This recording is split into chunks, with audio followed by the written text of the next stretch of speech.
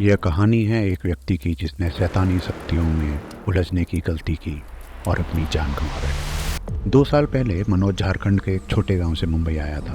काफ़ी मेहनत के बाद उसे एक बड़ी एमएनसी में नौकरी मिली थी। वह मुंबई में अकेला ही रहता था और उसका परिवार अब भी गाँव में ही था। उसकी ज़िंदगी ठीक चल रही थी, बस एक समस्या को छोड़कर। गांव में एक ज़मीन थी जो उसके दादाजी ने उसके नाम कर दी थी। नाम को उसका था पर कब्जा किसी और का था। यह जमीन का मामला उसकी खुशहाल जिंदगी में कांटा बन के फंसा हुआ था। जमीन के चक्कर में कई बार उसे छुट्टी लेकर गांव जाना पड़ा। जिसने कब्जा किया था वह बहुत ही पहुंचा हुआ इंसान था। पुलिस और कोर्ट में जाने के बाद भी कोई हल नहीं निकला था। फिर एक बार उसकी मां का फोन आया। मां ने कहा कि एक हल निकला है जमीन छुड़ाने के लिए, जल्दी गाँव आ जा। मनोज एक बार फिर छुट्टी लेकर के गाँव जाता। घर पहुंचते ही उसने घर के आंगन में एक तांत्रिक को देखा जो एक मूर्ति की पूजा कर रहा था। पर मूर्ति किसी देवी देवता की नहीं थी, पता नहीं किस चीज़ की थी। मनोज की नज़र मूर्ति पर टिक नहीं पा रही थी। वह अंदर माँ के कमरे में गया और माँ से पूछा कि क्या हो रहा है। माँ ने जवाब दिया, ये बाबा हमारी ज़मीन बचा सकते हैं। मनोज गुस्से से बोलता है, पागल हो गई हो माँ, हम ब्राह्मण हैं, ये सब करना शोभा देता है क्या हमें? माँ उदास होकर जवाब देती, और कोई हल नहीं है, सब करके देख लिया, अब बस यही बचा है, काला जादू। मनोज कहता है, मैं ये सब अंधविश्वास नहीं मानता, जो करना है करो, मैं जा रहा हूँ। मनोज के पिता जो उसी कमरे में अब तक शांत बैठे थे चिल्ला कर बोलते हैं, जमीन मेरे नाम होती तो तुझे नहीं बुलाते, तेरे नाम है इसीलिए तुझे ही करना होगा, प्लीज मान जा बेटे। मनोज भी इमोशनल होकर मान जाता है। फिर रात को तांत्रिक मंत्र पढ़ता है और मनोज बैठ जाता है। तांत्रिक उससे बोलता है, शैतान को खुश करने के लिए बलि देनी होगी, शैतान खुश होकर तुम्हारा काम कर दे। यह बोलकर वह बगल में बड़ी टोकरी में से एक मुर्गा निकालता है और उसे एक पत्थर की स्लैब पर रखता है। काट इसका गला, तांत्रिक एक चाकू आगे करके बोलता है। मनोज हड़बड़ाता है, जल्दी, तांत्रिक चिल्लाता है। मनोज चाकू लेता है और मुर्गे के गले पर वार करता है। मुर्गे का खून मनोज के चेहरे पर उछलता है। मनोज को घिन आती है। तांत्रिक मुर्गे का खून मूर्ति को चढ़ा देता है और मंत्र पढ़ने लगता है।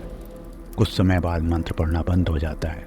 तांत्रिक बोलता है, 1 हफ्ते में तुम्हारा काम हो जाएगा, पर तुमको और बलि देनी होगी हर महीने। और बलि?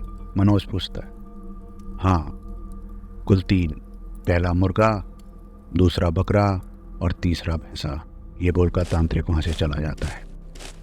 क्या? मनोज हैरान हो जाता है। अगली सुबह मनोज मुंबई वापस आ जाता है। 1 हफ्ते के बाद उसे माँ का फ़ोन आता है, बेटा हमारी ज़मीन छूट गई। उसकी माँ खुशी खुशी बोलती है, बाबा का जादू काम कर गया बेटा। क्या हुआ माँ? मनोज पूछता है। वह गुंडा हार्ट अटैक से मर गया, पुलिस ने बाकी गुंडों को भी भगा दिया, हमारी ज़मीन बच गई बेटा।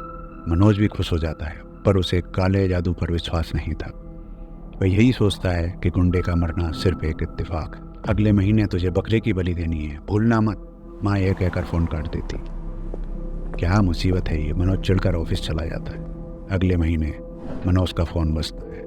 माँ का कॉल था। आज रात तुझे बलि देनी है बेटा, 12 बजे, भूलना मत, मनोज की माँ बोलती है। मनोज चिढ़कर जवाब देता है, अरे माँ क्यों सुबह सुबह दिमाग खराब कर रही हो, मैं नहीं मानता ये सब। फ़ोन पर तांत्रिक की आवाज़ आती है, तू माने या न माने तुझे बलि देनी पड़ेगी, वरना तेरे साथ मैं भी मरूंगा।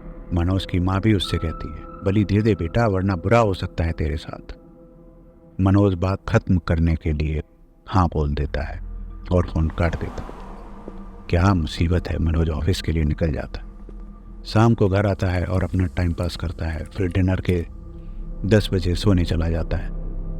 फिर रात को 3:33 मनोज का फ़ोन बजता है। मनोज उठता है, इधर उधर देखता है। बाहर कुत्ते भौंक रहे थे, झींगुर की आवाज़ आ रही थी, तेज हवा चल रही थी। मनोज फ़ोन को देखता है, अननोन नंबर था डिस्प्ले पर। मनोज कॉल उठाता है।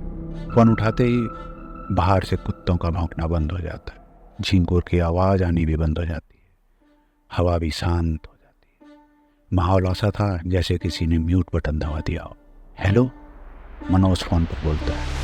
सामने से कोई जवाब नहीं आता। मनोज फ़ोन काट देते। फ़ोन काटते ही कुत्ते, झींगुर सब आवाज़ें फिर से शुरू हो जाती।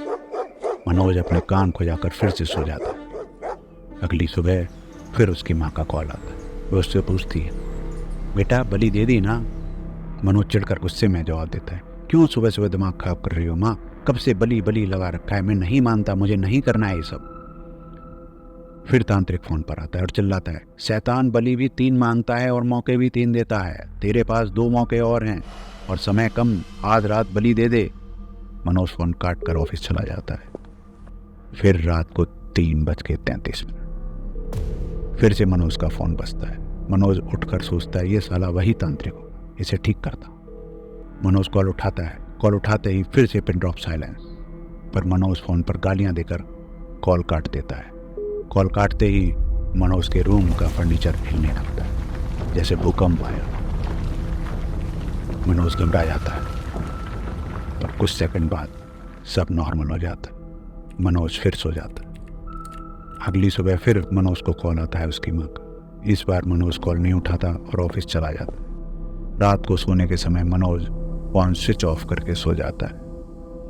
फिर रात के 3:33 पे मनोज का फोन अपने आप स्विच ऑन होता है और उसे कॉल आता है। मनोज उठकर फोन की तरफ देखता है, बजने दो, इस बार नहीं उठाता। मनोज फोन साइलेंट कर देता है।